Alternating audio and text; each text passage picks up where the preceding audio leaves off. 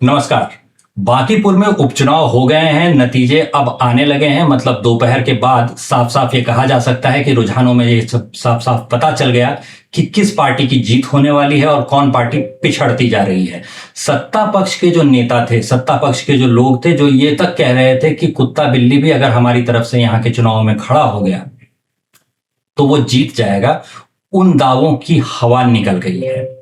भाजपा यहां पर भी चुनाव बिल्कुल उसी तरह लड़ रही थी जैसे वो बाकी जगहों पर लड़ती है, यानी कि भाजपा की करीब करीब पूरी मशीनरी उतरी थी। सीधे सीधे राष्ट्रीय स्तर का कोई नेता, मतलब गृह मंत्री, मुख्यमंत्री, उप मुख्यमंत्री या फिर दूसरे राज्यों से उठ करके आए हुए ऐसे लोगों के अलावा केंद्रीय मंत्री जो होते हैं, जो प्रधानमंत्री या फिर गृह मंत्री जैसे लोग होते हैं, वो लोग यहाँ पर उतर के चुनाव प्रचार के लिए आ जाएंगे, ऐसी उम्मीद तो नहीं की जा रही थी। लेकिन बड़े नेता जितने भी होते हैं, चाहे वो बिहार स्तर का कोई भी बड़ा नेता हो भाजपा का, वो इस इलाके में चुनाव प्रचार के लिए उतरा था या उतरी थी। श्रेयसी सिंह से लेकर के बाकी सभी नामों को हम लोग इस इलाकों में टहलता हुआ देख चुके हैं।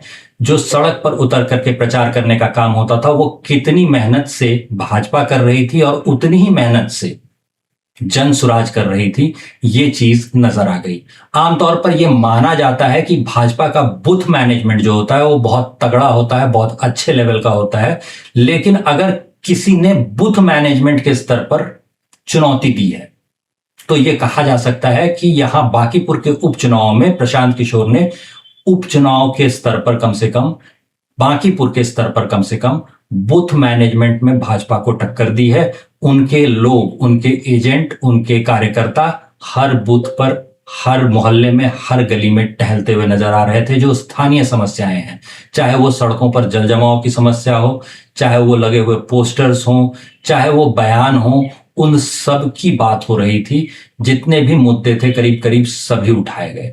उठाने का नतीजा भी हुआ। वीडियोस वगैरह में जो गलियां दिख रही थी कि पानी से डूबी हुई हैं, जल जमाव से ग्रस्त हैं, और ये तब हो रहा था जब भाजपा का एक राष्ट्रीय स्तर का नेता वहां से विधायक रहा हो और लगातार वर्षों से यहां से भाजपा ही जीतती रही है। तब ऐसी स्थिति बनी हुई थी। ये देख करके निराशा और भी ज्यादा होती थी। जो मुद्दे थे, जनता के जो मुद्दे थे, वो मुद्दे कहीं ना कहीं उठाए नहीं जा रहे थे। इसकी वजह से भाजपा के साथ ही नाराजगी जनता की नहीं थी, जनता की नाराजगी विपक्ष के दलों के प्रति भी थी। विपक्ष के दलों के प्रति अगर जनता की नाराजगी नहीं होती तो जो शुरुआत में सुबह के हम लोगों ने बूथ देखे, तो सुबह के बूथों में जो आप देखेंगे तो सब्जी बाग वगैरह के इलाके जो थे, उन इलाकों की मतगणना हो रही थी। ऐसा माना जाता है कि इन इलाकों में जो मतगणना होती है, जो वोट पड़ते हैं, उनमें एक समुदाय विशेष का वोट बहुत ज्यादा संख्या में होता है, क्योंकि आबादी ही पूरी पूरी करीब करीब वही है।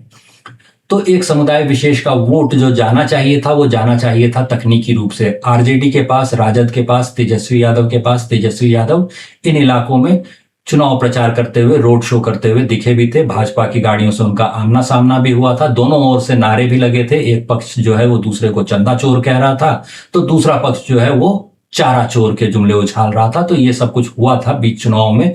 और ये सब कुछ जब हो रहा था, उसके बाद हम लोग मान करके चल रहे थे कि कुछ ना कुछ माय समीकरण का, मुस्लिम यादव समीकरण जिसको हम लोग बिहार में कहते हैं, उस माय समीकरण का वोट जो है वो कुछ ना कुछ जाएगा और आरजेडी को थोड़ी सी सांस लेने की सहूलियत मिल जाएगी। लेकिन ऐसा कुछ भी नहीं हुआ। पूरा का पूरा MY समीकरण का वोट जो है वो टूट चुका है। ये साफ साफ नजर आ गया। पिछले विधानसभा चुनाव में ही हम लोग ये देख चुके थे कि मोहम्मडन वोट जो है वो आरजेडी से टूटकर धीरे धीरे प्रशांत किशोर की तरफ बढ़ रहा है। और सिर्फ यही नहीं दिखा था, सिर्फ जो मतदाता हैं, जो समर्थक हैं, उनके स्तर पर ही ये चीज नहीं दिखी थी। ये चीज साफ साफ नजर आ गई थी कि जो पुराने कार्यकर्ता थे, वो कार्यकर्ता भी प्रशांत किशोर के पास कोई नए कार्यकर्ता नहीं है।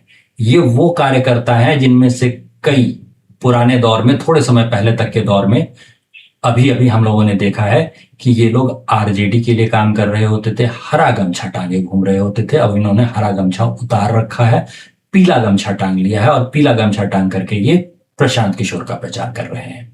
तो इन चुनाव में एक और चीज जो पक्की हो गई है वो ये भी हो गया है कि जैसे भगवा रंग भाजपा के लिए माना जाता है। सफेद रंग के गमछे पर वो जो किनारे पर हरे और भगवा दोनों रंग की पट्टी होती है उसे कांग्रेस के लिए माना जाता है। बिल्कुल हरे रंग का अगर हो तो उसे आरजेडी और समाजवादियों का माना जाता है। नीले रंग का हो तो दलित से जुड़े हुए जो नेता होते हैं, दलित राजनीति कर रहे होते हैं, उनका रंग माना जाता है।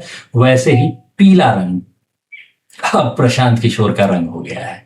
तो पीला रंग जो है वो एक पार्टी की तरफ चला गया है, ये भी माना जा सकता है। ये एक बदलाव भी इन चुनावों से आ गया है। आगे इन चुनाव में और क्या क्या होता है, चुनाव के नतीजे एक बार बिल्कुल साफ जब हो जाते हैं तब हम लोग एक बार फिर से इस पर देखेंगे और बात करेंगे। फिलहाल के लिए इतना ही बता दें कि पटना के जो भाजपा के कार्यालय हैं उन पर सन्नाटा दिख रहा है। प्रशांत किशोर के दफ्तर जो हैं उन पर दावत पार्टी जो है उसकी तैयारी शुरू हो गई है, नाच गाना होता हुआ दिख रहा है। शाम में फिर मिलते हैं या फिर अगली कड़ी में फिर बात करते हैं इसी मुद्दे पर। अभी के लिए इजाजत दीजिए, धन्यवाद।